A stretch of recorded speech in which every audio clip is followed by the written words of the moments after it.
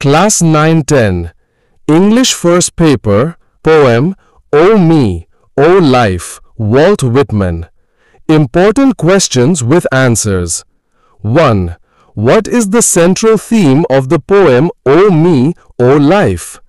O Me, O Life কবিতাটির কেন্দ্রীয় ভাব কি? Answer. The main theme of the poem is to find meaning in life. The poet feels sad and confused about life's struggles, but reminds us that life has a purpose and we all have a role to play. O Me, O Life কবিতাটির মূল ভাব হল জীবনের অর্থ খোঁজা। কবি জীবনের সংগ্রাম নিয়ে দুঃখ ও বিভ্রান্তি অনুভব করেন, কিন্তু আমাদের মনে করিয়ে দেন যে জীবনের একটি উদ্দেশ্য আছে এবং আমাদের প্রত্যেকের একটি ভূমিকা রয়েছে। 2. What recurring questions does the poet raise? কবি কোন প্রশ্নগুলো বারবার তুলে ধরেন? Answer. The poet asks why life is full of struggles, foolishness, and a lack of faith. He wonders why people live if life is so difficult. কবি প্রশ্ন করেন কেন জীবন এত সংগ্রাম, নির্বুদ্ধিতা এবং বিশ্বাসহীনতায় ভরা। তিনি ভাবেন যদি জীবন এত কষ্টের হয় তবে মানুষ বেঁচে থাকে কেন? 3. What does the poet imply by the phrase useless years? Useless years কথাটি দিয়ে কবি কি বোঝাতে চেয়েছেন? Answer. Useless years refers to times in life when the poet feels his efforts were wasted and had no purpose. Useless years বলতে কবি জীবনের সেই সময়গুলো বুঝিয়েছেন যখন তিনি মনে করেছেন তার প্রচেষ্টা বৃথা গেছে এবং কোনো উদ্দেশ্য ছিল না। 4. Can age serve as an identity marker? What characteristics define old age? বয়স কি পরিচয়ের একটি চিহ্ন হতে পারে? বার্ধক্যের বৈশিষ্ট্য কি কি? Answer. Yes, age can be an identity marker. Old age is often associated with wisdom, experience, and sometimes regret about lost time. হ্যাঁ, বয়স পরিচয়ের একটি চিহ্ন হতে পারে।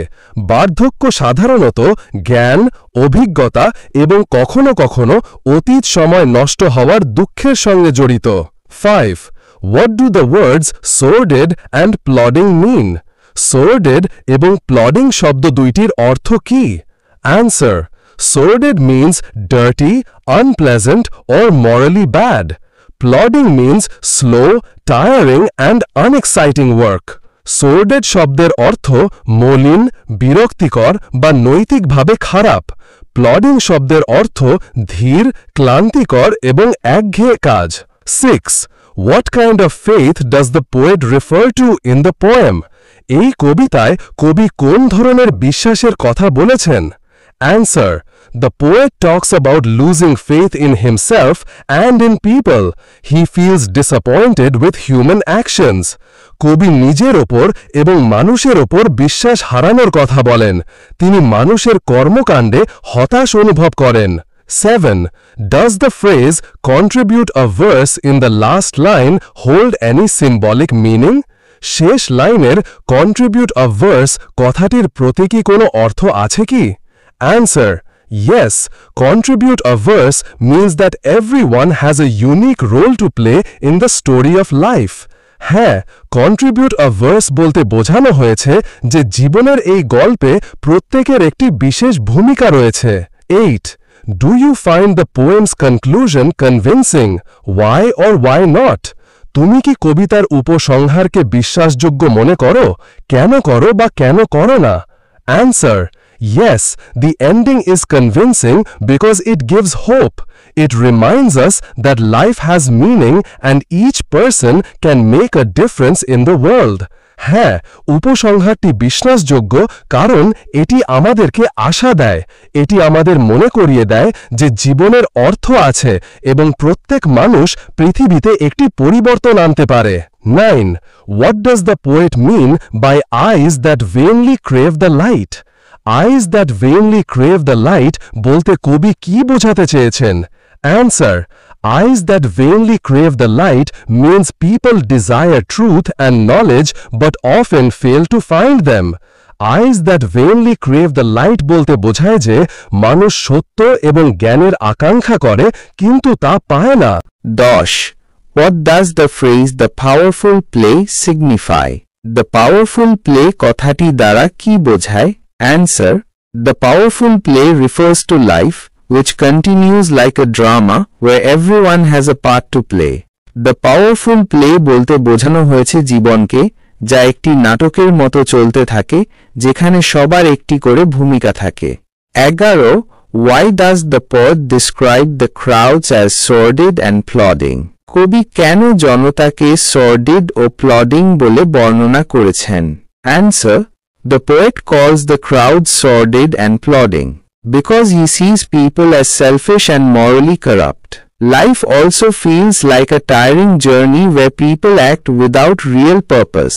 কবি জনতাকে sordid ও plodding বলেছেন কারণ তিনি মানুষকে স্বার্থপর ও নৈতিকভাবে দুর্বল মনে করেন। জীবনকেও তিনি একটি ক্লান্তিকর যাত্রা মনে করেন যেখানে মানুষ প্রকৃত উদ্দেশ্য ছাড়া কাজ করে। 12. Why does the poet criticize himself? কবি নিজেকে কেন সমালোচনা করেন? Answer. The poet criticizes himself because he feels he has also been foolish and faithless, just like the people he criticizes. কবি নিজেকে সমালোচনা করেন কারণ তিনি মনে করেন তিনিও সেই লোকদের মতো নির্বোধ ও বিশ্বাসহীন ছিলেন যাদের তিনি সমালোচনা করেন। 13. What is the poet's attitude towards life? জীবন সম্পর্কে কবির মনোভাব কি? Answer. At first, the poet feels sad and disappointed, but later, he finds hope in the idea that everyone can contribute something meaningful to life. প্রথমে কবি দুঃখিত ও হতাশ বোধ করেন, কিন্তু পরে তিনি এই বিশ্বাসে আশা খুঁজে পান যে প্রত্যেকে জীবনে কিছু অর্থবহ অবদান রাখতে পারে। 14. Why does the poet use the phrase, "Oh me, oh life," repeatedly? কবি কেন বারবার "Oh me, oh life" বাক্যটি ব্যবহার করেছেন? Answer. The poet repeats, "Oh me, oh life," to express his deep frustration and confusion about the meaning of life. কবি "Oh me, oh life" বারবার বলেন জীবনের অর্থ নিয়ে তার গভীর হতাশা ও বিভ্রান্তি প্রকাশ করতে। 15. How does the poet describe the struggles of life?